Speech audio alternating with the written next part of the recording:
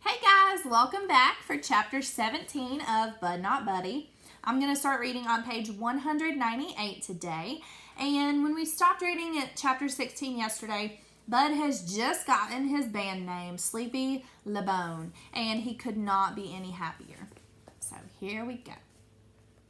I held the mop so that it was floating on the top of the water in the bucket. I was pretending it was that underwater boat in the book Mama read to me, 20,000 Leagues Under the Sea. Captain Nemo, I whispered, pretending I was a sailor. Hey, matey. The squabs were only able to plug 10,000 of the leaks we have. That means we have 10,000 left. And dadgummit, I think we're going down with all hands on board. I looked up to make sure no one was watching me too close. The dusky devastators of the Depression were still putting their instruments on the stage, waiting for Miss Thomas and Mr. Jimmy and Hermione Calloway. I whispered, Heavenly Father, all is lost. Then I made the mop sink into the water, drowning Captain Nemo, matey, and all the poor squabs. They went down with a bunch of bubbles and soap suds and dirt.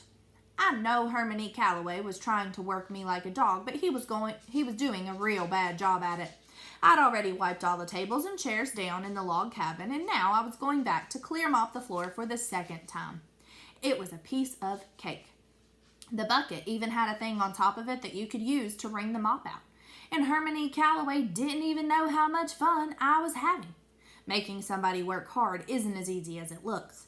Some folks are good at it, and some folks aren't. Some folks can look at you and tell if you're even thinking about slacking off. They'll add some work to you faster than you can say Jack Robinson. Some folks will find an excuse to strap you, even if you're working as hard as you ever did in your life. I stuck the mop head into the wringer. I pretended it was somebody at a washing machine not paying attention to what he was doing and getting his whole body pulled through and wrunged out. I let the handle up to see what was left of this poor soul, but before I could check, someone yelled, 1, 2, 1, 2, 3. I looked up. The thug was brushing his sticks across the round gold metal thing next to his drums and making it sound like a soft rain was commencing to fall on someone's tin roof. Only instead of sounding like rain splashing any time it wanted to, the thug had it sounding like it was coming down in a steady, bouncing way. Then, Dirty Deed started making the piano sound like it was a kind of drum. For a second, it felt right in with the rain pats that the thug was making. Then it took off and made you think of what Niagara Falls must sound like. It sounded like big, bright drops of water splashing up and over and up. The drops would fall loud and clear as anything. Then before you knew it, they were right back into the thug's steady, bouncing beat. Steady Eddie started snapping his fingers real soft in time with the piano and the drum, his toothpick jumping right along with his fingers. He put his axe in his mouth and blew. But instead of the horn making music, it seemed like Steady made it talk. He blew one long, low, rumbly sound, and I knew right then with that deep, sad moan, what the most beautiful sound in the world was. Steady held the note for a long time, then made the sax drift away from the rest of the storm of music. It swirled and floated back and joined the rain sound that the thug and Dirty Deed kept doing. I just stood there. I didn't even hear Miss Thomas and Mr. Jimmy and Hermione Calloway come up behind me. Miss Thomas rubbed her hand across my head and said, Bud, you've done a great job. This place is sparkling. I was going to say thank you, ma'am, but it seemed like talking was wrong with with all these wonderful sounds were coming from the people on stage. Mr. Jimmy said, LeBone, looking good, son. Hermione Calloway grunted, and the three of them walked on the stage. Mr. Jimmy picked up his horn and joined in the storm. Miss Thomas sat on a stool, closed her eyes, and ducked her head up and down, up and down. Hermione Calloway stood next to his giant fiddle and started bobbing his head, too. He put one of his hands near the top of the fiddle and began pulling at the strings with his hand. Every time he patted the strings, it seemed like something wide and heavy was walking by, slow and easy. Or it seemed like he was the thunder, soft and far away, but getting closer all the time. All the instruments blended up together, and just like that smell in the library, you couldn't tell which one was your favorite. First, you'd say it was Mr. Jimmy on the trumpet. Then Doo-Doo Bug's trombone would make you think it was the best. Then Dirty Deed would make the piano sound like water hitting big rocks, and you'd know there wasn't anything that sounded that good until Steady Eddie would make the saxophone sing and talk and dance around everyone else, and you'd swear that was the only sound you'd ever want to hear again. All the while, Herman E. Calloway and the Thug kept everything moving by making the drums and the giant fiddle sound as soft as steady beat, like someone's heart turned way up loud.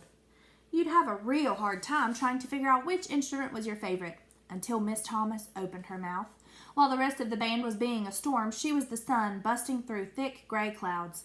With the first thing she sang, you had to wonder why this band called Herman E. Calloway and the Dusky Devastators of the Depression, or Herman E. Calloway and the Nubian Knights. It should be called Miss Thomas and the Dusky Devastators of the Depression, and a mean old guy on the giant fiddle. She was so good, she didn't even have to sing real words. Mostly, she was saying things like la-dee-dee-da-da-da, wee-oh, Then, Steady Eddie would answer on the saxophone, and before you knew it, the two of them were having a regular conversation. Every once in a while, Mr. Jimmy's trumpet would come in and put his 2 cents worth in. Then, it would fade away. All the other instruments took turns trying to interpret the conversation. But in the end, it was Miss Thomas's voice and Steady's saxophone doing the talking that you really wanted to listen to.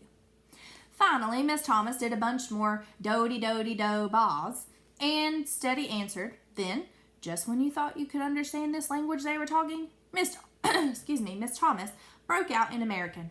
She sang, "We haven't met since then, gee, but it's nice to see you again," she said. "Nice to see you again." And the storm was over. The last thing you could hear was the rain from the Thug and the thunder from Herman E. Calloway getting farther and farther away, like the storm had gone and blowed itself over into the next county. Then it was dead quiet. I let the mop fall over and clapped as loud as I could and said, "Wow!" Miss Thomas stood up and did one of those curtsy bows. I clapped louder. I could see now why this band got to have 6 exclamation points behind their name. So, Bud has finally witnessed the band actually performing, and he loved it, even though, Miss Thomas wasn't even singing real words at first, and he, all the different band members were making their instruments go at the same time, and he said, each one sounded perfect, but all together it was magical. So, we will read chapter 18 tomorrow, and it will start on 204. So, if you're reading at home, tune back in and follow along. And if you're just listening, tune back in and hear how it goes. See you later, guys.